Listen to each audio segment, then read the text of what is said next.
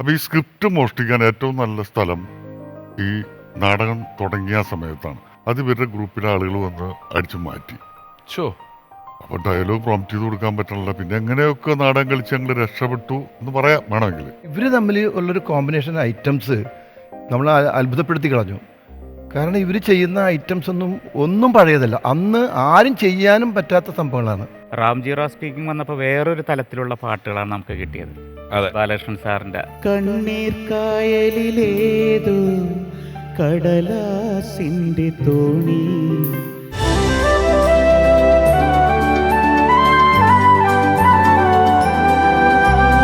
ഓർമ്മയിലെന്നും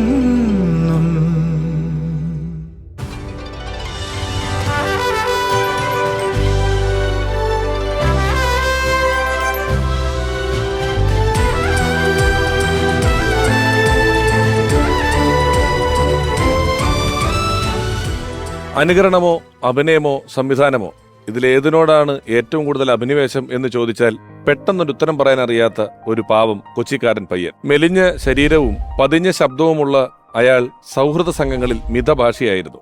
നാട്ടുകാർ ആദ്യമൊക്കെ അയാളെ ശ്രദ്ധിക്കാൻ തുടങ്ങിയത് അനുകരണ കളരികളിലും ചിരി അരങ്ങിലുമായിരുന്നു. അങ്ങനെ സർഗാത്മകമായ അവന്റെ സൗഹൃദങ്ങളിൽ നിന്ന് അവനേക്കാൾ പൊക്കവും മുഴങ്ങുന്ന ശബ്ദവുമുള്ള മറ്റൊരു മിടുക്കനെ തന്റെ ഇരട്ട സഹോദരനെ പോലെ കാലം അവന് സമ്മാനിച്ചു. അവരൊന്നിച്ച് അത്ര കാലം അവർ കയ്യടി നേടിയ മിമിക്രി എന്ന ഒറ്റയാൾ കലാരൂപത്തെ ഒന്നിലേറെ പേർ ചേർന്ന് നിരന്നു നിൽക്കുന്ന മിമിക്സ് പരേഡിലേക്ക് ജ്ഞാനസ്നാനം ചെയ്യിപ്പിച്ചു. ഒരു പുതിയ കലാരൂപത്തിന്റെ തലതൊട്ടപ്പന്മാരായി അവർ മാറി. ഫാസിൽ സ്കൂളിലെ ചലച്ചിത്ര വിദ്യാഭ്യാസത്തിന് ശേഷം മലയാള സിനിമയിലെ ബോക്സ് ഓഫീസ് റെക്കോർഡുകൾ ഓരോന്നോരോന്നായി അവർ തകർത്തെറിഞ്ഞു. പുതിയ അധ്യായങ്ങൾ എഴുതി ചേർത്തു. ഇതിനിടയിൽ ആത്മമിത്രം അഭിനയ നിർമ്മാണ മേഖലയിലേക്ക് ചുവടുവെച്ചപ്പോഴും ഒട്ടും ഉലച്ചിൽ തട്ടാത്ത സൗഹൃദത്തോടെ അദ്ദേഹത്തിന്റെ വിജയപ്രയാണം തുടർന്നുകൊണ്ടേയിരുന്നു. അതെ, ഒട്ടേറെ സൂപ്പർ ഹിറ്റ് സിനിമകളും അതിലേറെ ഹിറ്റായ ക്യാരക്ടറുകളും കൊണ്ട് മലയാളി ഉള്ളിടത്തോളം കാലം മാഞ്ഞുപോകാത്ത എത്രയോ ചിത്രങ്ങളുടെ ഗോഡ്ഫാദർ. മരണം വരെ സിനിമയെ ഹൃദയത്തോട് ചേർത്ത് വെച്ച് എഴുതാനും പറയാനും ആവിഷ്കരിക്കാനും ഒത്തിരി ചലച്ചിത്ര സൃഷ്ടികൾ ബാക്കിയാക്കി ഒട്ടും പ്രതീക്ഷിക്കാതെ നമ്മോട് വിട പറഞ്ഞ ഓർമ്മയിൽ എന്നും സിദ്ദിഖ്. സിനിമാ സൗഹൃദ സംഘങ്ങളിൽ, സിനിമയുടെ കൂട്ടായ്മയിൽ ഈ അടുത്ത കാലം വരെ സിദ്ദിഖ് വരുന്നു എന്ന് പറഞ്ഞാൽ കേട്ട് നിൽക്കുന്നവൻ ചോദിക്കും, നടൻ സിദ്ദിഖോ സംവിധായകൻ സിദ്ദിഖോ? അതൊന്ന്. ലാലേട്ടൻ വരുന്നു എന്ന് ആരെങ്കിലും പറഞ്ഞാൽ പെട്ടെന്ന് ചോദിക്കും, ഏത് മോഹൻലാലോ അതോ സിദ്ദിഖ് ലാലിലെ ലാലോ? അങ്ങനെ സിദ്ദിഖ് എന്ന പേരിനോടൊപ്പം ഏറ്റവും കൂടുതൽ നമ്മൾ പറഞ്ഞ മറ്റൊരു പേരുകാരൻ. ഈ വേദിയിലേക്ക് അദ്ദേഹത്തെ സ്വാഗതം ചെയ്യുമ്പോൾ അദ്ദേഹം ചെയ്ത സിനിമകളുടെ എണ്ണമോ നിർമ്മിച്ച സിനിമകളുടെ എണ്ണമോ അദ്ദേഹം സിനിമയിലൂടെ തന്റെ കിരീടത്തിലേക്ക് വെച്ചു ചേർത്ത പൊൻതൂവലുകളുടെ എണ്ണമോ ഒന്നും ഞാൻ പറയുന്നില്ല. സിദ്ദിഖ് എന്ന ഈ അതുല്യ സംവിധായകനോടൊപ്പം ഏറ്റവും കൂടുതൽ ഹിറ്റ് ചിത്രങ്ങൾ ചെയ്ത, അല്ലെങ്കിൽ ആ പേരിനോടൊപ്പം സ്വന്തം പേരെഴുതി ചേർത്ത മറ്റൊരാൾ, അദ്ദേഹമല്ലാതെ ആരാണ് ഈ എപ്പിസോഡിൽ ആദ്യമായി വരേണ്ടത്? സ്നേഹപൂർവ്വം ബഹുമാനപൂർവ്വം ഓർമ്മയിൽ നിന്നും സിദ്ദിഖ് എന്ന ഈ ലക്കത്തിലേക്ക് സ്വാഗതം ചെയ്യുന്നു പ്രിയപ്പെട്ട ലാൽ സർ.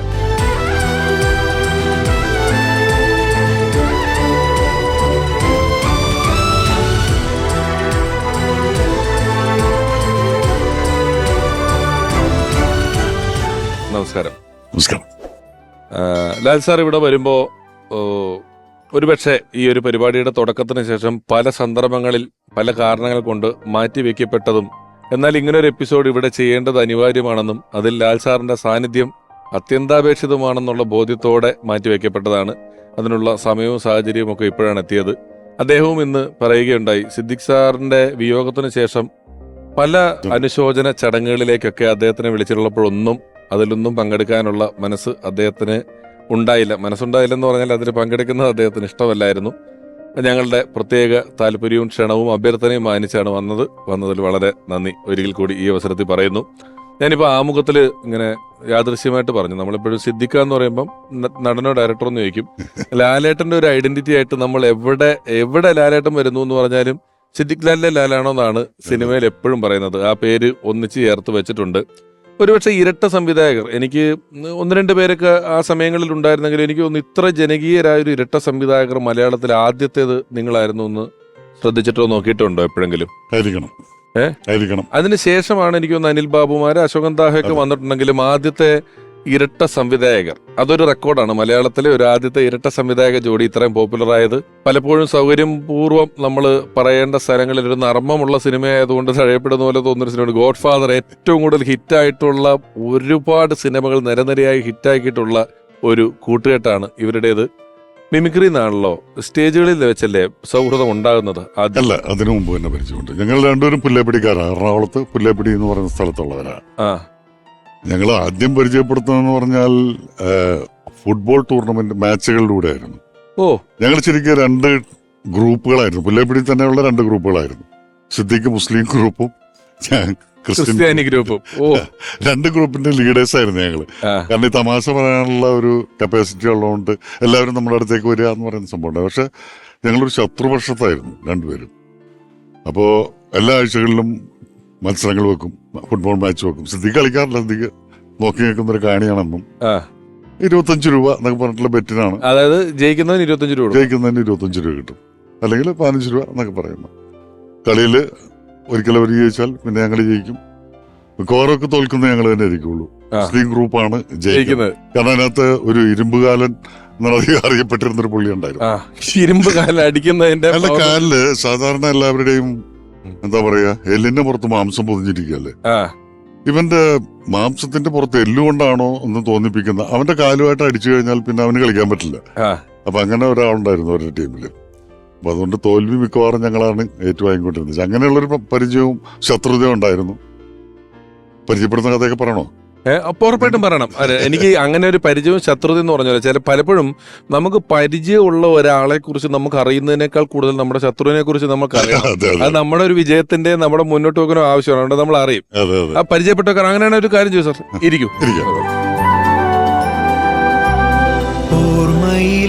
എങ്ങനെയായിരുന്നു പരിചയപ്പെട്ടത്? ഈ ഫുട്ബോൾ കളിയിലൊക്കെ നമ്മൾ പറയുന്നത് നമുക്ക് അറിയാം എന്നുള്ളതേ ഉള്ളൂ. അതൊരു പരിചയമാവണം, സൗഹൃദമാവണം, അതൊക്കെ ഒരു വാശിയും വൈരാഗ്യമൊക്കെ ഉണ്ടായിരുന്നു അതിനകത്ത്. അപ്പൊ ആ കാലഘട്ടത്തിൽ ഞങ്ങൾ അവിടെ ഈ സെബസ്ത്യാനോസ് പുണ്യവാളന്റെ കഴുന്ന് എന്ന് പറയുന്ന പെരുന്നാളിനോടനുബന്ധിച്ച് അവസാന ദിവസം നാടകങ്ങളും മിമിക്രി അങ്ങനെ പരിപാടികളൊക്കെ ഉണ്ടാവും. അപ്പൊ അതിനെല്ലാ വർഷവും ഞങ്ങളും നാടകം കളിക്കും, അവരും വന്നിട്ട് നാടകം കളിക്കും. അതിനകത്തും ഉണ്ടായിരുന്നു ഈ മത്സരം. അങ്ങനെ ഒരു തവണ ഞങ്ങൾ നാടകം കളിച്ചപ്പോ ഈ കംപ്ലീറ്റ് ആയിട്ട് പഠിച്ചിട്ടൊന്നുമല്ല, ഏകദേശമൊക്കെ പഠിച്ചിട്ട് പിന്നെ പ്രോംപ്റ്റ് ചെയ്ത് കൊടുക്കലാണ് മെയിൻ ആയിട്ടുള്ള പരിപാടി. സ്ക്രിപ്റ്റ് അവിടെ സൈഡിലുണ്ടാവും. അപ്പൊ ഞങ്ങൾ അന്ന് കളിച്ച നാടകത്തിന്റെ ഞങ്ങൾ ഡയലോഗൊന്നും കൃത്യമായിട്ട് പഠിച്ചിട്ടില്ല. 2 ദിവസത്തെ തയ്യാറെടുപ്പൊക്കെ ഉണ്ടാവുള്ളൂ. രമണന്റെ മരണം എന്ന് പറയുന്ന ടിപ് ടോപ്പ് അസീസിന്റെ ഒരു നാടകമായിരുന്നു ഞങ്ങൾ അവതരിപ്പിച്ചത്. അപ്പൊ ഈ സ്ക്രിപ്റ്റ് മോഷ്ടിക്കാൻ ഏറ്റവും നല്ല സ്ഥലം ഈ നാടകം തുടങ്ങിയ സമയത്താണ്. അത് തുടങ്ങുന്ന സമയത്ത് എല്ലാവരും വെപ്രാളത്തിലായിരിക്കും. അപ്പൊ സ്ക്രിപ്റ്റ് അവിടെ ഇരിപ്പുണ്ടായിരുന്നു. അത് ഇവരുടെ ഗ്രൂപ്പിലെ ആളുകൾ വന്ന് അടിച്ചു മാറ്റി. അപ്പൊ ഡയലോഗ് പ്രോംപ്റ്റ് ചെയ്ത് കൊടുക്കാൻ പറ്റണില്ല. പിന്നെ എങ്ങനെയൊക്കെ നാടകം കളിച്ച് ഞങ്ങൾ രക്ഷപ്പെട്ടു എന്ന് പറയാം വേണമെങ്കിൽ. അതൊരു വലിയൊരു ക്ഷീണവും വൈരാഗ്യമായിട്ട് കിടക്കുകയായിരുന്നു. അപ്പൊ ആ ഇടക്കാണ് സിദ്ദിഖും ഗ്രൂപ്പും കൂടിയിട്ട് എന്തോ പണം സംഭരിക്കാൻ വേണ്ടിയിട്ട് ഒരു മാജിക് ഷോ അവരുടെ സ്കൂളിൽ വെച്ചു. ദാറുൽ ഉലൂം ഹൈസ്കൂൾ സ്കൂളുണ്ട്, അവിടുത്തെ ഓഡിറ്റോറിയത്തിൽ ടിക്കറ്റൊക്കെ വിറ്റിട്ട്. അപ്പോ മജീഷ്യൻ ഒരു കിണ്ണായി, പ്രൊഫസർ കിണ്ണായി എന്ന് പറഞ്ഞ ആളുടെ മാജിക് ഷോ ആണ്. ആ കിണ്ണായിയെ കൂടി സിദ്ദിഖ് പലപ്പോഴും മിമിക്രിക്ക് പോകാറുണ്ടായിരുന്നു പരിപാടികൾക്ക്. മിക്കവാറും ഇടി കിട്ടുന്ന പരിപാടിയാണ്. അപ്പൊ ഈ പുള്ളിക്കാരൻ വന്ന് ഷോ തുടങ്ങി ഒരൈറ്റം. അപ്പൊ നല്ല മജീഷ്യനല്ല, അവതരണമൊക്കെ വളരെ മോശമാണ്. പുള്ളി ഒരു ഐറ്റം വന്നിട്ട് പറഞ്ഞ് അടുത്ത എന്നെ ഈ പെട്ടിയിലാക്കി ചങ്ങലക്കിട്ട് പൂട്ടും. പൂട്ടിക്കഴിഞ്ഞ് 10 സെക്കൻഡിനുള്ളിൽ ഞാൻ നിങ്ങളുടെ ഇടയിൽ നിന്നും നടന്നു വരും. ഇതൊന്നും പറയേണ്ട കാര്യമില്ല. ചങ്ങലക്കിടക്ക് പൂട്ടിക്കഴിഞ്ഞിട്ട് ഒട്ടും പ്രതീക്ഷിക്കാണ്ട് കയറി വരിക എന്ന് പറയുന്നതാണ് എന്റെ ഒരു മാജിക്. ഇയാളത് ആദ്യം അനൗൺസ് ചെയ്തു. ഇത് കേട്ട ഉടനെ ഇയാൾ പെട്ടിയിൽ നടക്കുന്ന സമയത്ത് ഈ സ്റ്റേജിൽ നിന്ന് 2 വാതിലുകളാണ് പുറത്തേക്കുള്ളത്. അത് 2 ഞങ്ങളുടെ ഗ്രൂപ്പുകൾ പോയിട്ട് ഒന്ന് ഒരു ഗ്രൂപ്പ് അടച്ചു, ഒന്ന് ഇപ്പുറത്തും ഞങ്ങൾ പുറത്തുനിന്ന് അടച്ചു. എന്നിട്ട് അവിടെ കാവല് നിന്നു. ഇയാള് പെട്ടിക്കകത്ത് കയറി കഴിഞ്ഞാൽ പുറകെ കൂടി ഇറങ്ങി പോകാനുള്ള വഴിയുണ്ട്, കർട്ടന്റെ അതിലെ കൂടി പോവാം. പുള്ളി വന്നിട്ട് ഈ വാതിൽ മുട്ടു തുടങ്ങി. ഞങ്ങൾ എന്ത് ചെയ്തു, തുറക്കില്ല. അപ്പൊ ഇവരുടെ സംഘാടകർ കുറെ കഴിഞ്ഞിട്ടാണ് വരുന്നത്. അപ്പൊ ഈ ഓഡിയൻസ് മുഴുവനും പുറകോട്ട് തിരിഞ്ഞിരിക്കുക, ഇപ്പൊ ഉണ്ടായി വരും എന്ന് പറഞ്ഞിട്ട്. അത് അവസരം വന്ന് ഇവർ കോംപ്രമൈസ് ഒക്കെ സംസാരിച്ചു. ഒരു അരമണിക്കൂർ കൊണ്ട് സമ്മതിച്ച് ഞങ്ങൾ തുറന്നു കൊടുത്ത് ഇദ്ദേഹം പോയി. അങ്ങനെ അരമണിക്കൂറിന് ശേഷം വയർത്തൊലിച്ച് കിണ്ണായി എന്റെ ഇടയിൽ കൂടി വന്ന ആ പരിപാടി പൊളിഞ്ഞ് പാളീസായി. അങ്ങനെ ഒരു വൈരാഗ്യ ബുദ്ധിയോടെ ഞങ്ങളൊരു പ്രതികാരം ചെയ്തു. ഒരു സ്ക്രിപ്റ്റ് മോഷണത്തിന് ഒരു മാജിക്കാരന്റെ. അതെ. പക്ഷെ അതോടെ വലിയ ശത്രുതയിലിരിക്കുകയാണെങ്കിലും ഒരു ഒരു മാസം കഴിഞ്ഞിട്ടുണ്ടാവില്ല, സിദ്ദിഖും കരീം എന്ന് പറയുന്ന എൻ്റെ സുഹൃത്തും കൂടിയിട്ട്, സുഹൃത്തല്ല സിദ്ദിഖിന്റെ സുഹൃത്താന്ന്, എന്നെ കാണാൻ വേണ്ടിയിട്ട് വന്നത് ഈ രമണന്റെ മരണം എന്ന് പറയുന്ന നാടകത്തിന്റെ സ്ക്രിപ്റ്റ് ഒന്ന് തരാമോ ഞങ്ങൾക്ക് കളിക്കാനായിട്ടാണ്. അപ്പൊ ഞാൻ പറഞ്ഞു പിന്നെന്താ, വേറെ മനസ്സിന്റെ അകത്ത് നമുക്ക് ശത്രുതയൊന്നും ഇല്ല, രസമുള്ള പിന്നെന്താ തരാമെന്ന് പറഞ്ഞു. സ്ക്രിപ്റ്റ് കൊടുത്തു കഴിഞ്ഞപ്പോൾ ഇവര് പറഞ്ഞു ഞാൻ ആ നാടകത്തിൽ ഒരു ശങ്കർജി എന്ന് പറയുന്ന ഒരു ക്യാരക്ടറാണ് അന്ന് അവതരിപ്പിച്ചത്, അത് ലാലി എന്നെ വന്ന് ചെയ്തു തരാമോ എന്ന് ചോദിച്ചു. ഞാൻ പറഞ്ഞു ചെയ്യാം, കുഴപ്പമില്ല. അപ്പൊ എറണാകുളത്ത് സിറ്റി ജിംനേഷ്യം എന്ന് പറയുന്ന ഒരു ജിംനേഷ്യം ഉണ്ട്, അതിനകത്ത് വൈകുന്നേരം ആയി കഴിഞ്ഞാൽ ഫ്രീ ആവും, അവിടെയാണ് റിഹേഴ്സൽ ക്യാമ്പ്. അപ്പൊ ഞാൻ റിഹേഴ്സലിന് വേണ്ടി അങ്ങോട്ട് പോയി. എൻ്റെ കൂട്ടത്തില് ഈ ക്രിസ്ത്യാനി ഗ്രൂപ്പ് മൊത്തത്തിൽ അവിടെ വന്നു. അത് ഒരു സൗഹാർദ്ദത്തിലേക്ക്, ഒരു മതസൗഹാർദ്ദത്തിലേക്ക് മാറി. പിന്നെ അവിടെ ഒരു മുസ്ലിം ക്രിസ്ത്യൻ ഗ്രൂപ്പ് ഉണ്ടായിട്ടില്ല. അതാണ് ഞങ്ങളുടെ ആദ്യം നിങ്ങൾ ആ ഒരു സ്ക്രിപ്റ്റിലാണ് ഇത് കാണുന്നത്. അതെ. ഞാൻ അവിടെ നിന്ന് നമ്മൾ തുടങ്ങി ഇനിയും കുറെ പറയാനുണ്ടെങ്കിൽ പെട്ടെന്നൊന്ന് സിനിമയിലോട്ട് സ്കിപ്പ് ചെയ്ത് കയറിയാല് നമ്മൾ വളരെ ഹ്രസ്വമായ സമയം സംസാരിച്ചതിനിടയിൽ ഒരു ഇരുമ്പ് കാലനും കിണ്ണായും വന്നു. അതെ. ഈ നിങ്ങളുടെ സിനിമകളിലെ കഥാപാത്രങ്ങളുടെ പേര് ജോൺ ഹോനായി, റാംജി റാവു, അഞ്ഞൂറാൻ, മായൻകുട്ടി, ആനപ്പാറ അച്ചാമ്മ, ഖന്നാസ് കടലാസ്, വേണ്ട ഗർവാസി സാശാൻ, സന്ധ്യാവ്, ഹൃദയഭാനു എന്നൊക്കെ പറഞ്ഞ് ഇങ്ങനെ കിടക്കുന്ന ഇത്ര പേരുകള്. ഈ പേര് എവിടുന്നാ നിങ്ങൾക്ക് കിട്ടുന്നത്? ഇത് ഹൃദയഭാനു എന്നും ഗർവാസി സാശാൻ, ഇരുമ്പ് ജോൺ വിയറ്റ്നാംകൊള്ളിയിലുണ്ടോ?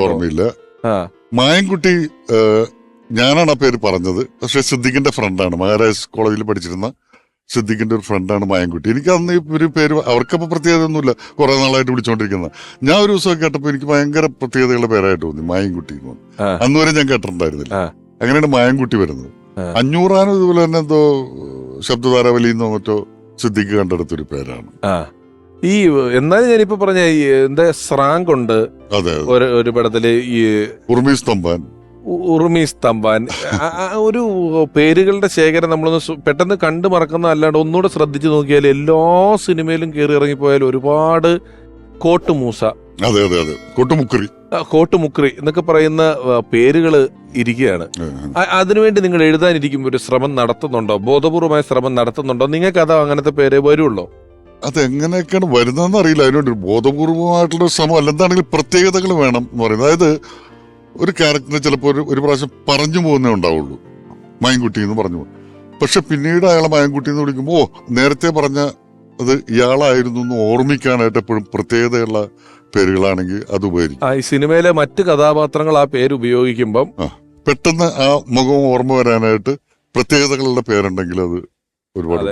സിനിമയുടെ പേരുകളും അങ്ങനെ തന്നെ നോക്കിയാൽ നിങ്ങളുടെ സിനിമയുടെ പേരുകളാണ് പിന്നീട് നിങ്ങളെ ശ്രദ്ധിച്ചിട്ടില്ലെന്ന് തോന്നുന്നു. പിന്നെ നാട്ടുകാർ പറഞ്ഞപ്പോൾ ശ്രദ്ധിച്ചത് ഞാൻ പണ്ട് വായിച്ചിട്ടുണ്ട്, ഈ ഇംഗ്ലീഷ് പേരുകൾ. അതെ, ആദ്യത്തെ പേര് ശരിക്കും റാംജി റാവു സ്പീക്കിംഗ് ഫാസിൽ സാറാണ് അത് സജസ്റ്റ് ചെയ്തത്. ശരിക്കും അത് വന്നത് അന്ന് രാമോജി റാവു സ്റ്റുഡിയോ ഉണ്ട്, അതിൽ നിന്ന് എടുത്തിട്ടുള്ള ഒരു സംഭവമായിരിക്കണം ഫാസിൽ സാറ് പറഞ്ഞത്. റാംജി റാവു സ്പീക്കിംഗ് ഇട്ടാലോ എന്ന് ചോദിച്ചത്. അപ്പൊ ആദ്യം നമുക്കത് വല്ലാത്തൊരു കല്ലുകടിയായിട്ട് തോന്നി.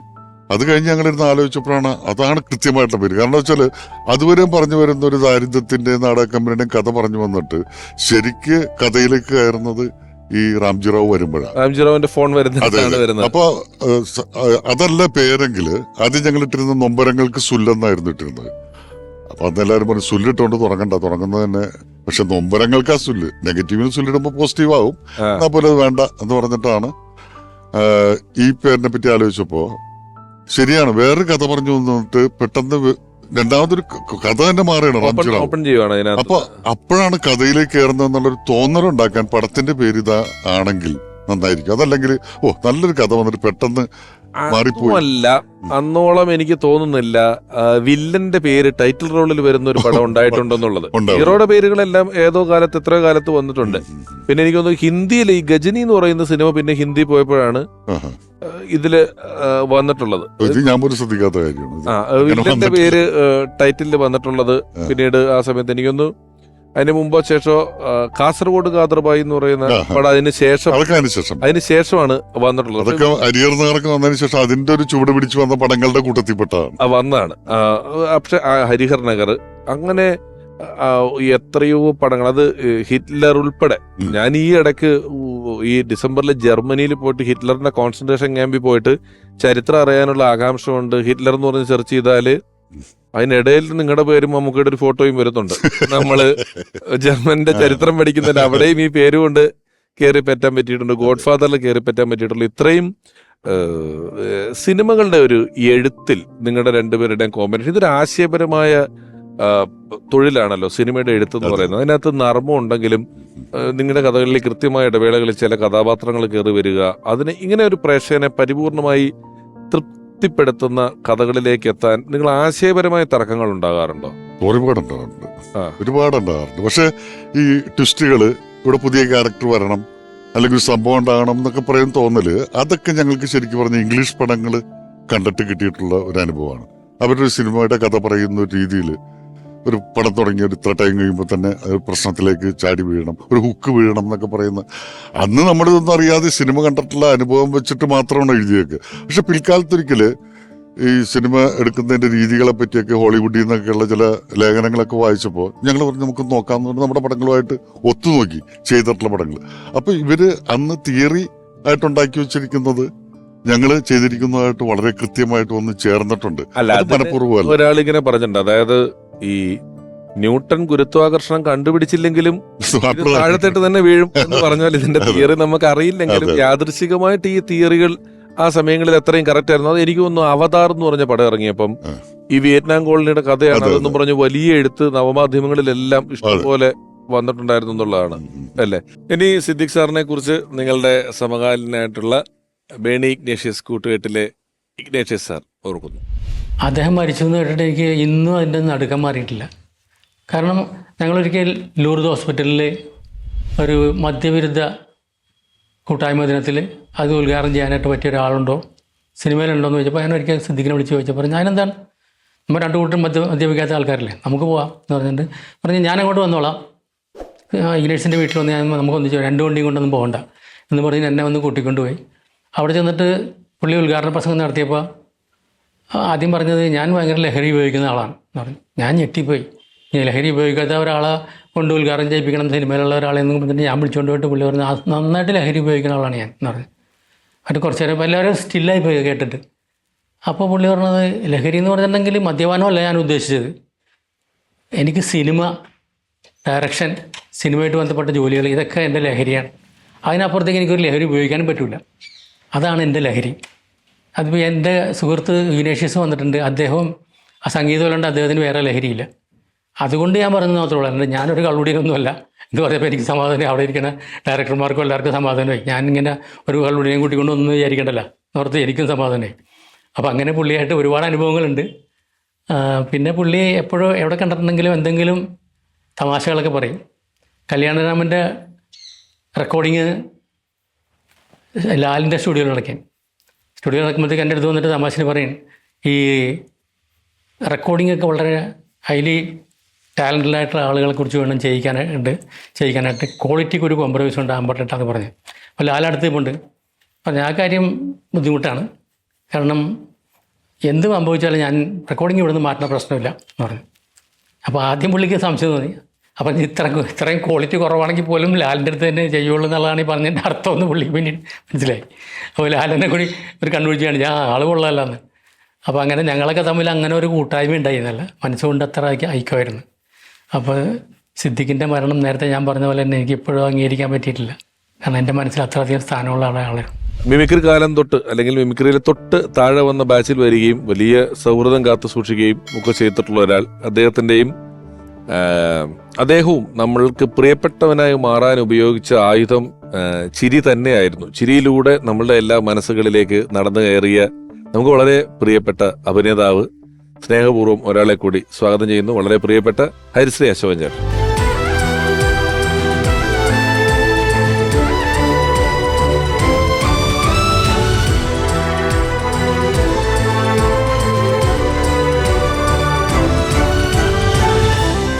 അശോകൻ ചേട്ടാ, ഒരിക്കൽ കൂടി സ്വാഗതം. എങ്ങനെ പേര് പറഞ്ഞു പോയ കൂട്ടത്തിൽ ഇതിന് തൊട്ടു മുമ്പ് സംസാരിക്കുമ്പം പ്രത്യേക പേരുകൾ പറഞ്ഞു പോയതിൽ സന്ധ്യാവിനെ കുറിച്ച് ഒരു വരി പറഞ്ഞു പോയിരുന്നു. ഈ സന്ധ്യാവേ, ഈ ജനാർദ്ദൻ ചേട്ടൻ സന്ധ്യാവേ എന്ന് വിളിക്കുമ്പം ഒരാവശ്യമില്ലാണ്ട് ഇന്ധനം ചേട്ടൻ ഞാൻ കണ്ടിട്ടുണ്ട് നല്ലതാന്ന് പറയുന്നതുകൊണ്ട് ഒരു കാര്യമില്ല അത് ഏറ്റുപിടിക്കേണ്ടത്. പുള്ളി പ്രൊമോട്ട് ചെയ്യുക ഈ വന്ന ആളെ. നിങ്ങളുടെ ഒരു സൗഹൃദം എന്നാണ് അശോകൻ ചേട്ടാ തുടങ്ങുന്നത്? സിദ്ദിഖായിട്ടല്ല സൗഹൃദം, സിദ്ദിഖ് ലാലായിട്ടാണ് തുടങ്ങണത്. കാരണം ഈ ഞാൻ ഒറ്റയ്ക്ക് അന്ന് മിമിക്രി ഇല്ലല്ലോ, മോണോ ആക്ട് അല്ല, അങ്ങനെ കോമഡി പ്രോഗ്രാം ചെയ്യുന്നതിന് മുമ്പ് ഒറ്റയ്ക്ക് കോമ്പറ്റീഷന് പോകുന്നൊരു കാലഘട്ടമാണ്. അപ്പം ഞാൻ മോണോ ആക്ട് ചെയ്തു, എനിക്ക് പല സ്ഥലത്തുനിന്ന് പ്രൈസ് കിട്ടുന്നു, പിന്നീട് അത് മിമിക്രിയിലേക്ക് മാറുന്നു. ഞാൻ ആ സമയത്താണ് ഞാൻ സിദ്ദിഖ് ലാലിൻ്റെ ഷോസ് കാണുന്നത്. സ്വന്തം ഇവർ രണ്ടുപേരും കൂടി പോകുന്ന പ്രോഗ്രാം ഉണ്ടല്ലോ. അപ്പോൾ അത്ഭുതം തോന്നിപ്പോയി, കാരണം ഇങ്ങനൊരു പ്രോഗ്രാം ഞാൻ കണ്ടിട്ടേ ഇല്ല. കാരണം നമ്മൾ ആലപ്പി അഷ്റഫിൻ്റെയും പട്ടൻ സദൻ്റെയും അനിഫിക്കയുടെയൊക്കെ പ്രോഗ്രാം കണ്ടിട്ടുണ്ടെങ്കിൽ, ഇഞ്ചുല കണ്ടിട്ടുണ്ടെങ്കിൽ, ഇവർ തമ്മിൽ ഉള്ളൊരു കോമ്പിനേഷൻ ഐറ്റംസ് നമ്മൾ അത്ഭുതപ്പെടുത്തി കളഞ്ഞു.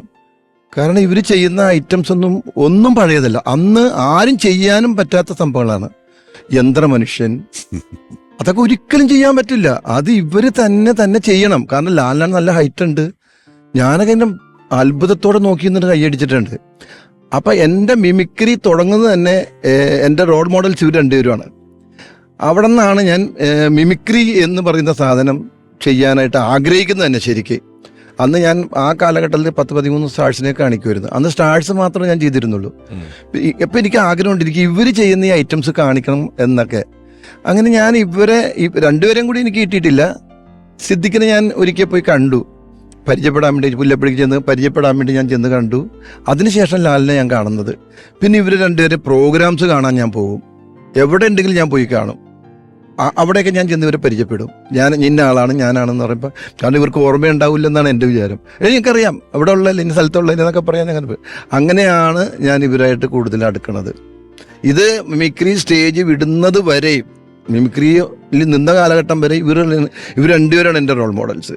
ഇവരാണ് ഈ മിമിക്രിയിലേക്ക് നമ്മൾ ഇത്രയും കൊണ്ടുവന്നത് തന്നെ.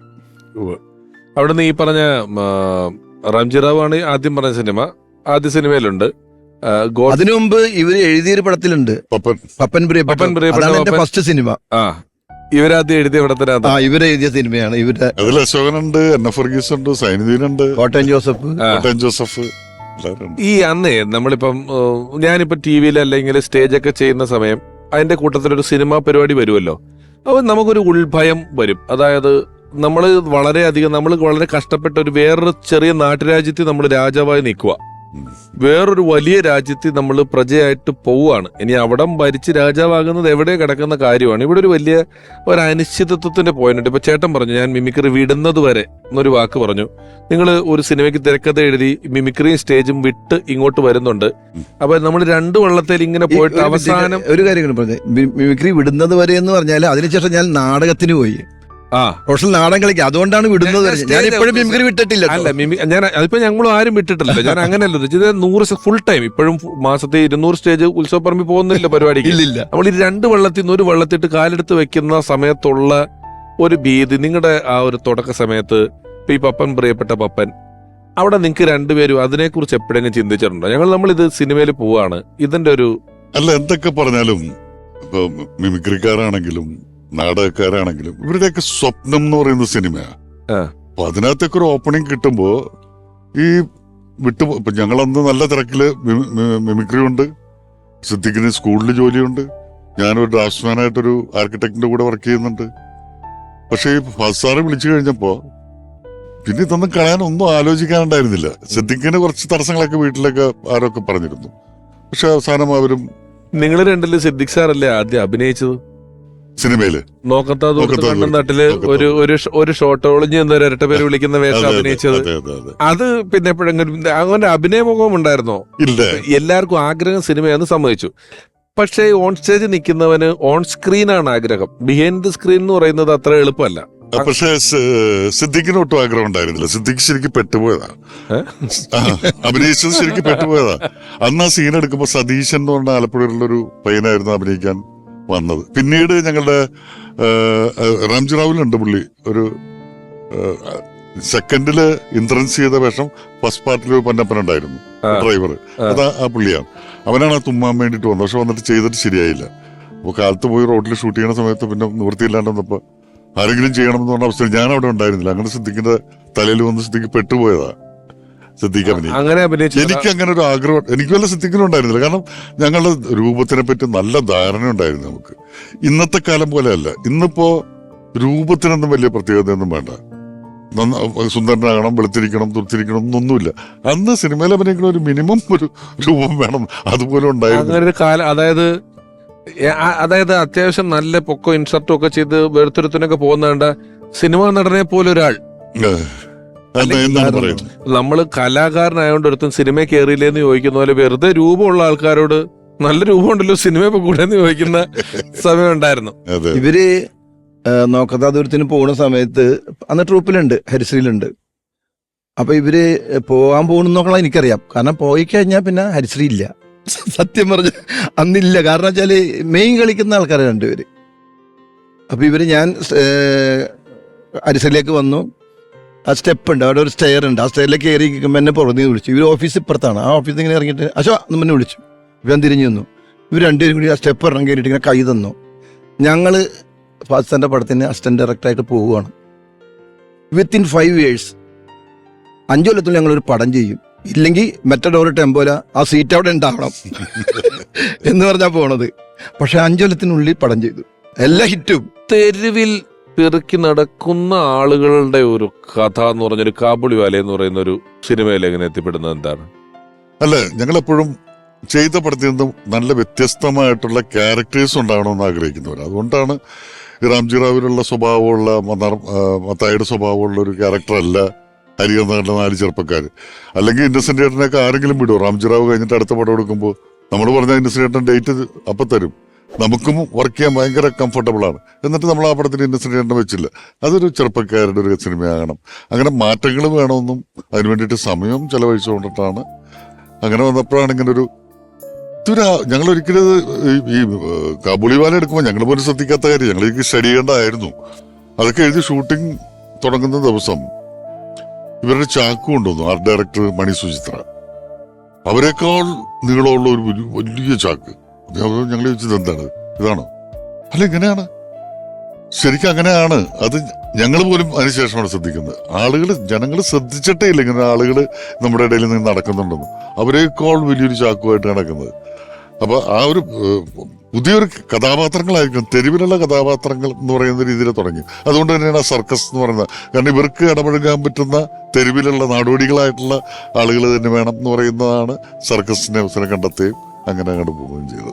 ഞാൻ ഒരാളെ കൂടെ വിളിക്കാം. നമ്മൾ മാത്രം ഇരിക്കുന്നതിനകത്ത് അതിന് അദ്ദേഹം വന്ന കുറച്ചുകൂടെ രസമാവും. സിദ്ദീഖ് സാറിന്റെ ഒരുപാട് സിനിമകളിൽ മനോഹരങ്ങളായ പാട്ടുകൾ പാടിയിട്ടുള്ള ഒരാളാണ്. സിദ്ദീഖ് ലാൽ ഷോ എന്ന പേരിൽ ഇന്ത്യക്കകത്തോ വിദേശത്തോ ഒക്കെ നടന്നിട്ടുള്ള പല ഷോകളിലും ശക്തമായ സാന്നിധ്യമായി മാറിയിട്ടുള്ള ഒരാളാണ്. വളരെ മികച്ച ഗായകനാണ്. ഒരുപാട് സൂപ്പർ ഹിറ്റ് പാട്ടുകൾ നമുക്ക് സമ്മാനിച്ചിട്ടുള്ള ഗായകൻ അഫ്സൽ.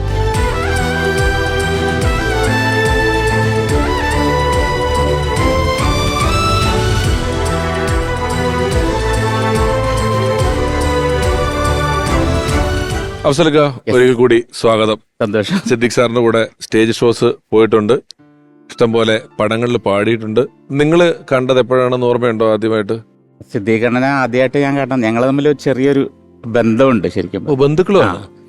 കാരണം എൻ്റെ ഫാദറും സിദ്ദീഖ് അണ്ണൻ്റെ ഫാദർ ഇസ്മായിൽ അണ്ണനും വളരെ ഫ്രണ്ട്സുമാണ്, എന്നാൽ റിലേറ്റീവ്സുമാണ്. അപ്പോൾ അവർ തമ്മിലുള്ള ഒരു ബന്ധം വീട്ടിലൊക്കെ പണ്ട് വരുമായിരുന്നു. ഞാനൊക്കെ വളരെ ചെറുതായിരുന്നു.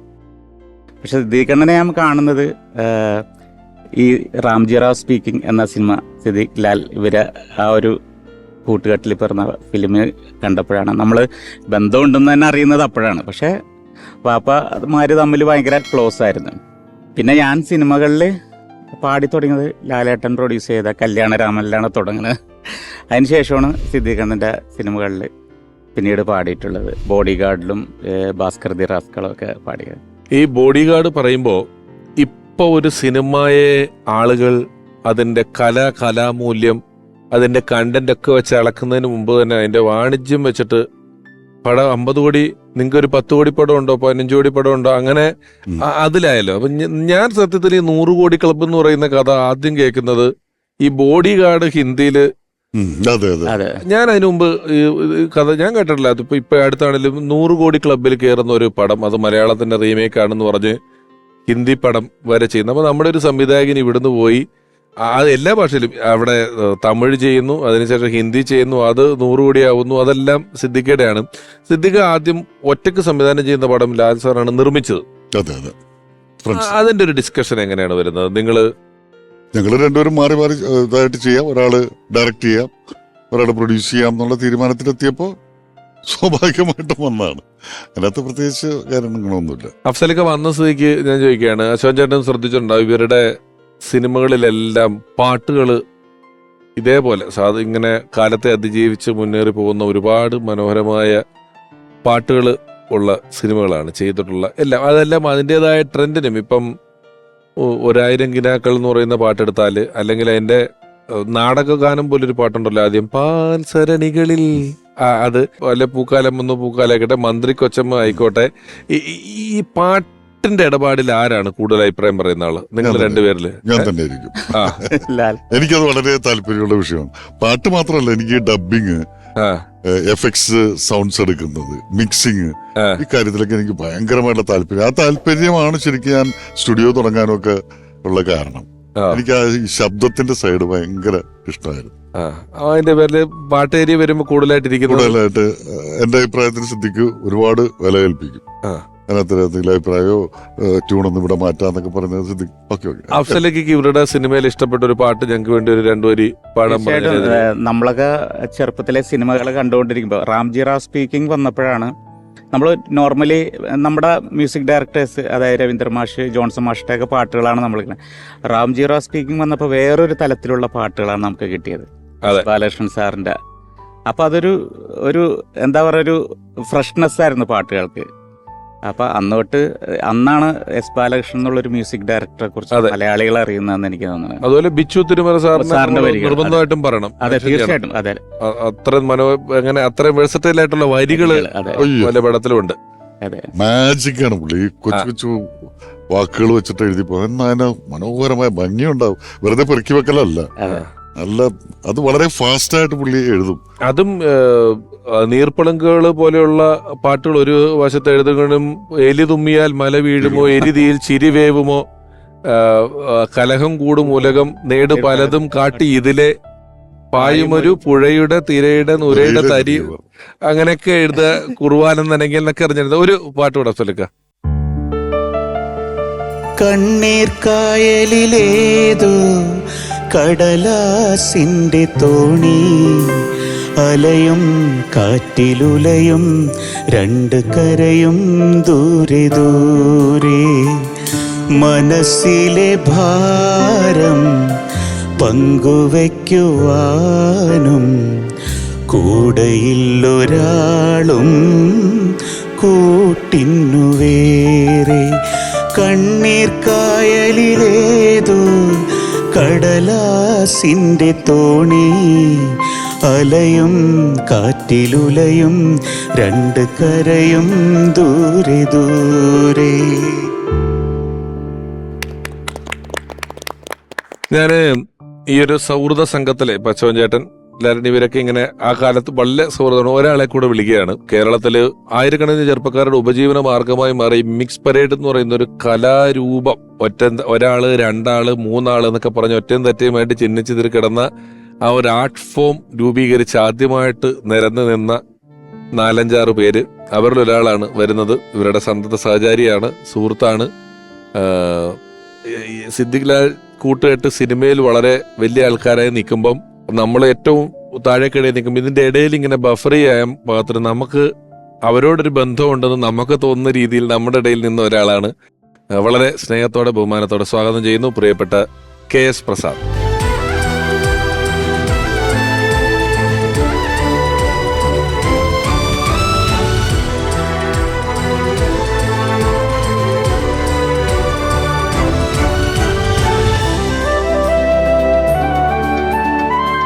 പ്രസാദ്, ഒരിക്കൽ കൂടി സ്വാഗതം. Thank you. നിങ്ങൾ സിദ്ദിഖ് സാറിന്റെ ഓർമ്മകളിലൂടെ യാത്ര പോയിക്കൊണ്ടിരിക്കുകയാണ്. നിങ്ങൾ കലാഭവനിൽ നിന്നല്ലേ പരിചയം? ഇതുപോലെ അതിന് മുമ്പ് ഒരു പരിചയമല്ലല്ലോ? അതിന് മുമ്പ് പരിചയമുണ്ട്. എങ്ങനെയാ അത്? ലാലായിട്ട് വളരെ പണ്ടേ പരിചയമുണ്ടല്ലോ. ഞങ്ങൾ 6ാം ക്ലാസ് മുതൽ ഒരുമിച്ചാണ് പഠിച്ചത്. അത് മാത്രമല്ല, ഞാൻ ഈ മറ്റ് മത്സരങ്ങൾ വിട്ട് ആദ്യമായിട്ടൊരു സ്റ്റേജ് പുറത്ത് ചെയ്യുന്നത് ലാലിന്റെ വീടിനടുത്തുള്ള കഴുന്ന്, നേരത്തെ പറഞ്ഞ പോലത്തെ ആ കഴുന്ന് പരിപാടി. അതാണ് ഫസ്റ്റ് സ്റ്റേജ് 75-ല്. അപ്പൊ ഇവര് തമ്മിൽ പരിചയപ്പെട്ടിട്ടില്ല, ഇവര് തമ്മിൽ വലിയ അടുപ്പമില്ലാന്ന് എനിക്ക് തോന്നുന്നു. ഒരു 79 80 എന്നെ പഠിപ്പിച്ച എന്റെ മാസ്റ്റർ മഹാരാജ് കോളേജിലെ അധ്യാപകൻ ഒരു പ്രോഗ്രാമിന് ചേരാനെല്ലാം ഒരു എന്നെ വിളിച്ചോണ്ട് പോയി. അപ്പോൾ പറഞ്ഞു വേറെ 2 മിമിക്രിക്കാരും കൂടെ വന്നിട്ടുണ്ട് കേട്ടോ. ഞാൻ പറഞ്ഞു ആയിക്കോട്ടെ എന്ന് പറഞ്ഞു. ഇപ്പൊ ലാലെന്ന് പറഞ്ഞപ്പോ എനിക്ക് പിടികിട്ടിയില്ല, കാരണം ലാലിന്റെ പേര് അതല്ലല്ലോ, ശരിയായിട്ടുള്ള പേര് പോൾ മൈക്കിൾ എന്നാ. ചെന്നപ്പോ ഇവര് രണ്ടുപേരും, അപ്പൊ സിദ്ദിഖിനെ കുറിച്ച് ഞാൻ കേട്ടിട്ടുണ്ട്, ആരോ പറഞ്ഞിട്ടുണ്ട് ഇങ്ങനെ, അതല്ലാതെ നേരിട്ട് പരിചയമില്ല. അപ്പൊ ഇവർ രണ്ടുപേരും ചെന്ന് 2 പ്രോഗ്രാം. അപ്പൊ ഞാനിത് കണ്ടു. അപ്പൊ ഇവരുടെ ഇരുമ്പ് മനുഷ്യന് ഞാൻ പറഞ്ഞു ഞാൻ ശബ്ദം കൊടുക്കാം. ഇരുമ്പ് മനുഷ്യന് വീഴാൻ നേരത്ത് നമ്മള് എന്നുള്ള സൗണ്ട് കൊടുത്തു, പശ്ചാത്തല സംഗീതം. ഞാൻ അങ്ങനെ ചേരാനെല്ലാവരാണ് ഫസ്റ്റ് സ്റ്റേജ് ചെയ്യുന്നത്. അപ്പൊ ഇവരുടെ ഐറ്റംസിനൊക്കെ എൻ്റെ വക സൗണ്ട് എടുക്കുന്ന ആരും ഇല്ല എന്നവിടെ. അത് കഴിഞ്ഞിട്ട് കുറച്ച് ദിവസം കഴിഞ്ഞപ്പോഴാണ് കലാഭവനിൽ ഞങ്ങളിങ്ങനെ മിമിക്സ് പരേഡ് എന്ന് പറയുന്നത് തുടങ്ങുന്ന ഒരു തുടക്കം വരികയും ഇങ്ങനെ 2 പേര് വരുന്നുണ്ട്. അപ്പോൾ എൻ്റെ അടുത്ത് ആബലശം പറഞ്ഞു പോളാശാൻ്റെ മോൻ വരുന്നുണ്ട്, അറിയുമെന്ന് ചോദിച്ചു. അപ്പോഴും എനിക്ക് വെടിയിട്ടില്ല. പോൾ മാസ്റ്ററിനെ എനിക്കറിയില്ല, എൻ്റെ ഫാദറിനെ. പിന്നെയാണ് ഇവരാണെന്ന് അറിയുന്നതും. ഞങ്ങളെ ഒരു സ്റ്റേഡിയത്തിൽ വന്ന് ഞങ്ങളിരുന്ന് ഐറ്റംസ് ഡിസ്കസ് ചെയ്യാറുണ്ട്. പ്രസാദിനെ ഞാൻ അവിടെ കൊണ്ടുപോയിട്ട് സ്റ്റേജ് ചെയ്യിക്കുന്നത് ഭയങ്കര അഭിമാനത്തോടെയാണ്. അത് കണ്ടോടാ, നമ്മൾ ചില സിനിമകൾ കാണിക്കാൻ കൊണ്ടുപോകും, നമ്മൾ കണ്ട പടങ്ങള് ഒരു സിനിമ കാണും, നമ്മുടെ സിനിമയാവും, നമ്മള് അതിന്റെ ഉത്തരവാദിത്വം നമ്മളെ എന്നിട്ട് അവൻ കണ്ടോണ്ടിരിക്കുമ്പോ ഇങ്ങനെ നോക്കും അവനെ, ചില ഹോട്ടലിൽ കൊണ്ട് ഭക്ഷണം പറഞ്ഞു കൊടുത്തിട്ടൊക്കെ എന്ന് പറയുന്ന അവസ്ഥയിലാണ് ഞാൻ ഈ പ്രസാദിന്റെ സ്കൂളിലെ പരിപാടിയൊക്കെ കണ്ടിട്ടുണ്ട്. ഞാൻ ഇവനെ വിളിച്ചുകൊണ്ട് ഇന്ന് പ്രസാദിന്റെ ഒരു പരിപാടി, എന്നിട്ട് ഞാൻ പ്രസാദിന്റെ ആളായിട്ട് ഞാൻ നിൽക്കുക. അങ്ങനെയാണ് ആദ്യമായിട്ട് സ്റ്റേജ് ചെയ്യുന്നത്. ഡിസംബറിൽ വിളിച്ചിട്ട് ലാലിനടുത്ത് പറഞ്ഞു, ലാലെ അടുത്ത വർഷം എന്ന് പറയുന്നത് എൻ്റെ 50ാമത്തെ വർഷമാണ്, അതായത് സ്റ്റേജ് പരിപാടിയില്ല പുറമെ. അതായത് ഈ 25 ഡിസംബർ ആകുമ്പോൾ, അതായത് ഇപ്പം 50ാം വർഷത്തിലേക്ക് കടന്നു. എന്നെ ആദ്യം സ്റ്റേജ് കയറ്റിയ ആളാരാന്ന് അറിയുമ്പോൾ ലാലിന് ഓർമ്മയില്ല. ഞാൻ ലാലാണ് എന്നെ പിടിച്ച് കയറ്റിയത്. നമ്മൾ ഒരു ക്ലാസ്സിലാണ് പഠിക്കുന്നത്. ഈ ഒരു ക്ലാസ്സിലാന്ന് പറഞ്ഞിട്ട് ഈ വയസ്സൊക്കെ പറയരുത്. കഥ 75 തുടങ്ങും, എന്നിട്ട് ഒരു ക്ലാസ്സിലാന്ന് പറയുകയും ചെയ്യും ഇവര്. അപ്പൊ അന്ന് അവിടെ നിന്ന് നിങ്ങൾ 5-6 പേര് തുടങ്ങുന്നു. ഇവര് സിനിമയിലേക്ക് പോയല്ലോ. ഇപ്പൊ അശോകൻ ചേട്ടൻ പറഞ്ഞു ഒരു സീറ്റ് ഒഴിവാക്കണേന്ന് പറഞ്ഞിട്ട് അശോകൻ ചേട്ടൻ ഹരിശ്രീന്ന് പോകുന്നു. അല്ലെ അശോകൻ ചേട്ടൻ ആ സിനിമയിലേക്ക് ഉണ്ട്. പ്രസാദ് ചേട്ടൻ ഏതെങ്കിലും പടത്തിൽ അഭിനയിച്ചു ഇവരുടെ? ഇല്ല. പ്രസാദ് ഈ സ്റ്റേജ് വിട്ടിട്ടുള്ള കളി അന്ന് ഏതെങ്കിലും പള്ളി പരിപാടി കാണും. അന്ന് സ്റ്റേജ് പ്രോഗ്രാമിലും പ്രസാദ് ഈ ശബ്ദങ്ങളിലാണ് മിടുക്കൻ. അഭിനയത്തിന്റെ കാര്യത്തില് ആള് തിരുവി വരുന്നില്ല. അങ്ങനെ ഞാൻ എല്ലായിടത്തും പറയാറുള്ള കാര്യമാണ്. പിന്നെ അല്ല, ഇനി ഒരു കാര്യം പറഞ്ഞ് അവസാനിപ്പിച്ചില്ല. ആ സ്റ്റേഡിയത്തിൽ ഇരുന്നാണ് ഞങ്ങൾ ഐറ്റംസ് പ്ലാൻ ചെയ്യുന്നത്. ഞാൻ ഒരു കഴിഞ്ഞ ആഴ്ച അതിലേ പോയപ്പോ ആ സ്റ്റേഡിയം പൊളിച്ചിട്ടിരിക്കുന്നു. ഞാൻ അവിടെ കുറച്ചേരം നിന്നു, കാരണം ആ സ്റ്റേഡിയം പൊളിഞ്ഞെന്ന് പറഞ്ഞപ്പോൾ എൻ്റെ മനസ്സിന് ആദ്യം ഓർമ്മ വന്നത് ലാലിനെയും സിദ്ദിഖിനെയും. നമ്മളവിടെ ആ സ്റ്റേഡിയത്തിന് ഓർമ്മ എന്ന് പറഞ്ഞാൽ നമ്മുടെ നൊസ്റ്റാൾജി അടിക്കുന്നത്, നമ്മൾ ഫുട്ബോൾ കളിക്കാൻ പോകാറില്ല, ക്രിക്കറ്റ് കളിക്കാൻ പോകാറില്ല. ഓർമ്മ എന്ന് പറഞ്ഞാൽ പഴയ ഐറ്റംസ് ഉണ്ടാക്കുന്നത് അവിടെ ഇരുന്നിട്ട്. അപ്പൊ അത് കണ്ടു ഞാൻ ലാലായിട്ട് ഇപ്പൊ പറഞ്ഞു, നമ്മുടെ ആ പഴയ സ്റ്റേഡിയം പൊളിച്ചിട്ടിരിക്കുന്നത് കേട്ടാന്ന് പറഞ്ഞു. നമ്മുടെ അംബേദ്കർ സ്റ്റേഡിയം ബസ് സ്റ്റാൻഡിന്റെ അടുത്തുള്ള. അല്ല, നിങ്ങൾക്കെല്ലാം പലപ്പോഴും നമ്മൾ ചർച്ച ചെയ്യുമ്പോൾ നിങ്ങൾക്ക് ആ ഡേറ്റ്, സ്ഥലം, സമയം, ഇപ്പൊ അശോകൻ ചേട്ടൻ പറയുന്നത് സ്റ്റെപ്പ് ഇറങ്ങുമ്പോൾ കണ്ടു എല്ലാം വളരെ ഒരു സിനിമ കാണുന്നത് പോലെ ഓർമ്മയുള്ള സ്ഥലങ്ങളാണ്. ഇപ്പൊ മിനിഞ്ഞാന്ന് കണ്ടിരുന്ന കാര്യം പറയുന്ന പോലെയാണ് ഇത്രയും ഒരു കാലഘട്ടം മുമ്പുള്ള കാര്യങ്ങൾ പറയുന്നത്. ഈ കലാഭവനിലുള്ള സമയത്തും അവിടെ പോയി കൂടാറുണ്ട്, സ്റ്റേഡിയത്തിൽ ഇരിക്കാറുണ്ട് പോയിട്ട്. അപ്പം ഞാനൊക്കെ കലാഭവനിൽ വന്നതിന് ശേഷം പിന്നെ ഞാൻ ഇവരുടെ ഗ്യാങ്ങിലേക്ക് പോയി ഇരുന്ന് കൂടി. ഞാൻ പറയില്ലല്ലോ, ഗാനങ്ങളുടെ ഇന്റർവെല്ലാണ് ഞാൻ ചൊല്ല. എന്നാലും ഇവരിലേക്ക് വന്ന് ഇഴുകി കയറി പിന്നെ ഇവരായിട്ട് കമ്പനിയായി ഞാൻ സിദ്ദിഖ് ലാലുള്ള ആ സ്റ്റേഡിയത്തിൽ പോയി ഇരിക്കും. അവിടുന്ന് പിന്നെ നടക്കാൻ ബ്ലൂ നൈൽ ഹോട്ടലിൽ നിന്നൊരു ചായ കുടിക്കും. ഒരു ചായ കുടിക്കും, കാച്ചില്ല ഒരു ചായ കുടിക്കും. ഒരു ദിവസം ഞങ്ങൾ ഇങ്ങനെ നടന്നു വരുന്ന സമയത്താണ് സരിക എന്താണ് ഒരു ഓഡിയോ കാസറ്റിന്റെ അഡ്വാൻസ് കിട്ടി നമുക്ക് വഴിയിൽ വെച്ച് അബുക്ക ഞങ്ങൾ സർഗം. അപ്പൊ ഒരു ഓഡിയോ കാസറ്റ് ചെയ്യാമോ സിദ്ദിഖ് ലാലിനോട് ചോദിച്ചു. പിന്നെന്താ സിദ്ദിഖ് പറഞ്ഞു, നമ്മൾ പിന്നെന്താ. സിദ്ദിഖ് ഒരു കാര്യത്തിന് മുമ്പോട്ടിറങ്ങില്ല. എനിക്ക് തോന്നണ ഞാൻ ഇല്ലായിരുന്നെങ്കിൽ, അതല്ലെങ്കിൽ എന്നെ പോലത്തെ ഒരാളില്ലെങ്കിൽ സിദ്ദിഖ് ഒന്നും ആവൂല. ഭയങ്കര ഉൾവലിച്ചിന്റെ ആളായിരുന്നു. ഇപ്പൊ ഈ പാകിസ്ഥാന്റെ അടുത്ത് പോകുന്നതും അതിനു മുമ്പ് കലാഭവനിലും ഇൻസ്പിറേഡിൽ പോയി ചേരുന്നതും ഞങ്ങളൊരുമിച്ച് മിക്രി നടത്തുന്നതൊക്കെ ഞാൻ വലിച്ചിട്ട് പോകുന്നു. ഞാൻ പലപ്പോഴും ആലോചിച്ചിട്ടുണ്ട് ഇയാൾ എങ്ങനെ പോയിട്ട് ഹിന്ദി പടം ചെയ്യും. ഞാനില്ലെങ്കിൽ സിദ്ദിഖ് ഉണ്ടാവില്ല എന്ന് പറഞ്ഞ പോലെ തന്നെയുള്ളൊരു വലിയ കാര്യമാണ്. സിദ്ദിഖ് ഇല്ലായിരുന്നെങ്കിൽ ഞാൻ ഭയങ്കര ബോറനായി പോയനെ. അതാ ഞാൻ അങ്ങോട്ടും ഇങ്ങോട്ടും പറഞ്ഞേ. ഞാൻ ഭയങ്കര കുഴപ്പക്കാരനും കുസൃതി ഉണ്ടാക്കാൻ അലമ്പുണ്ടാക്കാനൊക്കെ താല്പര്യമുള്ള ആളായിരുന്നു. അവസരമൊക്കെ പടത്തിൽ പാടുമ്പം റെക്കോർഡിങ്ങിനൊക്കെ വരലുണ്ടോ? വരാറുണ്ടായിരുന്നു. ബോഡി ഗാർഡ് ആണ് ഞാൻ ഫസ്റ്റ് സിദ്ദിഖ് അണ്ണന്റെ പാടുന്നത്. അപ്പം അന്ന് ഒരു ഫുൾ ഡേ റെക്കോർഡിംഗ് ആയിരുന്നു. കാരണം കൈതപ്രമാഷാണ് പാട്ട് എഴുതിയത്. അപ്പോൾ പാട്ട് പാടും, കുറച്ച് ലിറിക്സ് പറ്റും, ഔസേപ്പച്ചൻ സാറ് മ്യൂസിക്കും. അപ്പോൾ ഫുൾ ടൈം ഉണ്ടായിരുന്നു കൂടെ. അപ്പോൾ കുറേ പാടിൻ്റെ സ്റ്റൈലൊക്കെ മൂപ്പര് ആ ഒരു ഐഡിയാസൊക്കെ കുറേയൊക്കെ പറഞ്ഞു തന്നിരുന്നു. പിന്നെ മ്യൂസിക് ഡയറക്ടേഴ്സ് അവരുടെ രീതിയിലുള്ള കാര്യങ്ങളും ഔസേപ്പച്ചൻ സാറും പറഞ്ഞിരുന്നു. അപ്പോൾ ഒരു നല്ലൊരു അനുഭവമായിരുന്നു. സിദ്ദിഖണ്ണൻ്റെ ഫസ്റ്റ് ഫിലിം പാടുന്നത് ബോഡി ഗാർഡാണ്. എന്നോട് ഈ വിഷ്ണു ഉണ്ണികൃഷ്ണൻ, ടിനി ടോം ഒക്കെ കൂടെ പറഞ്ഞാണ് സിദ്ദിഖ് സാർ ബിഗ് ബ്രദർ എന്ന് പറയുന്ന സിനിമ ചെയ്തല്ലോ.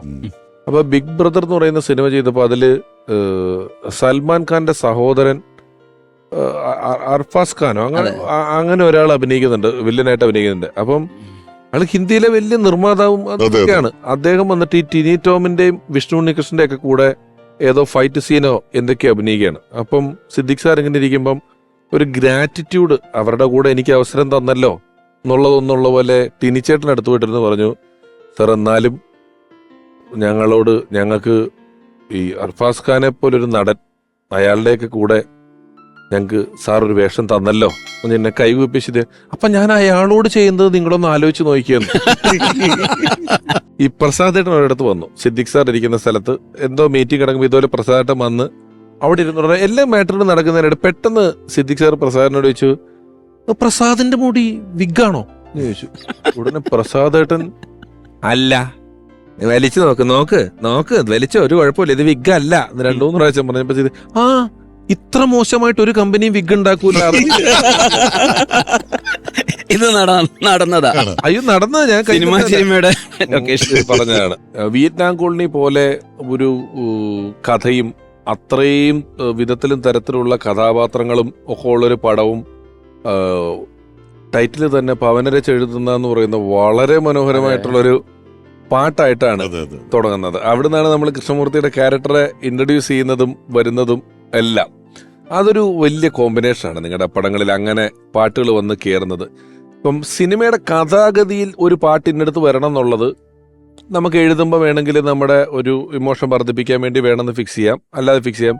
ടൈറ്റിൽ ഒരു പാട്ടാക്കാം എന്നുള്ളത് തോന്നിയത് എങ്ങനെയാണ് ആ പടത്തിന്റെ? അത് ടൈറ്റിൽ ഒരു പാട്ടാക്കാന്നുള്ളതല്ല. ശരിക്കും പറഞ്ഞു കഴിഞ്ഞാൽ അന്ന് ആ സമയത്തൊക്കെ മോഹൻലാല് ലോകത്തുള്ള എല്ലാവരും ഇടിച്ചിട്ട് കഴിഞ്ഞു. ഹിന്ദിയിൽ നിന്ന് വരെ വില്ലന്മാര് വന്ന് അവരെയൊക്കെ ഇടിച്ചിട്ട് കഴിഞ്ഞു. അപ്പൊ ഇനി വില്ലനെ വലുതാക്കല് നിവൃത്തിയില്ല. ചെയ്തു, 3 വില്ലന്മാരെ ഉണ്ടാക്കി, ഇരുമ്പ് സാങ്, റാവുത്തര് എന്നൊക്കെ പറഞ്ഞിട്ടുണ്ടാക്കി. എന്നിട്ടും മോഹൻലാലിനൊരു ഇരയാവുന്നില്ല. പിന്നെ ചെയ്യാവുന്നത് ഈ എന്താണ്, ചെറിയ വര വരച്ച് മറ്റേ വലുതാക്കാന്ന് പറയുന്നുണ്ട്. എന്ന് പറയുന്നത് ഈ കൃഷ്ണമൂർത്തിയെ ചെറുതാക്കുക എന്ന് പറയുന്നൊരു ആശയത്തിലേക്ക് വന്നു. അങ്ങനെയാണ് ഈ ഒരു സാധുവാക്കലാണ് ക്ലാസിക്കൽ പാട്ടൊക്കെ അഗ്രഹാരത്തില് പൂജയൊക്കെ ഇട്ട് നടക്കുന്നത്. അങ്ങനെ ഇയാളെ ചെറുതാക്കാൻ വേണ്ടിയിട്ട് ഉണ്ടാക്കിയതാണ്. കാരണം ഈ അതിലെ പവനരച്ച് എഴുതുന്ന പറയുന്ന ഒരു പാട്ട് ആ പടത്തിൽ എങ്ങനെയാന്നുള്ളത് നമ്മൾ വെറുതെ സിനിമ ആലോചിക്കുമ്പോൾ ആലോചിച്ചിട്ടുണ്ട്. അത് ഇപ്പം ചെറിയവരായിരുന്നു എന്നുള്ളത് മനസ്സിലായി. അഫ്സലിക്ക, ഞാൻ അഫ്സലിക്ക ഈ പാട്ട് പാടി ഞാൻ കേട്ടിട്ടേ ഇല്ല. ശരിക്കും വിയറ്റ്നാം കോളനിയിലെ പാട്ടുകളൊക്കെ തന്നെ എല്ലാം ഡിഫറെന്റ് പാട്ടുകളാണ്. ഇതൊരു സെമി ക്ലാസിക്കൽ പാട്ട് പവനരച്ച്, പിന്നെ ലല്ലലം ചൊല്ലുന്ന ചെല്ലക്കി, അതൊരു ലൈറ്റ് മ്യൂസിക്, പിന്നെ ഒരു ഫെസ്റ്റിവൽ താളമേളം പാട്ടും കൂത്തും, പിന്നെ അതില് പിന്നെ പാതിരവായി എല്ലാം മ്യൂസിക്കലി എല്ലാം ഡിഫറെന്റ് ജോണറിൽ. പാതിരവായി നേരത്തിലൊരു പട്ടി ഓടിക്കുന്നതൊക്കെ എങ്ങനെയല്ലേ ആ പട്ടിയുടെ ഓടിക്കുന്നത്? ലാലം കൂടി ചെയ്താണ്. പട്ടി ഓടിച്ചു, പുള്ളി ഓടി. ഒരു വൈറ്റ് ഷോട്ടും ആയിരുന്നു. അപ്പൊ പുള്ളിക്ക് പോണ സ്ഥലം ഉണ്ടായിരുന്നു. പട്ടി പുറകെ വന്നപ്പോ പുള്ളി ഓടി. അത് നമ്മളെ പ്ലാൻ ചെയ്തെടുത്ത കിട്ടാത്ത ഭാഗ്യം